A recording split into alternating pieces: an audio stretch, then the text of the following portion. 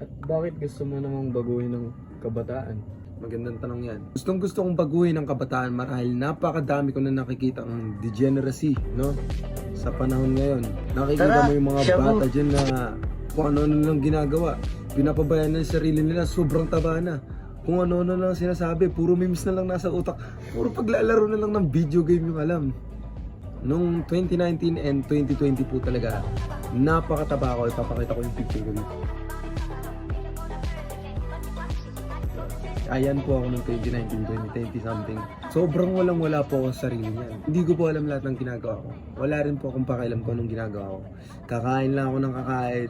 Manonood ng kahit kailan ko gusto. Nag-pursue ako sa gym noong 2021 at gustong gusto ko na baguhin ang sarili ko na doon ko na-realize na kailangan ko na magbago.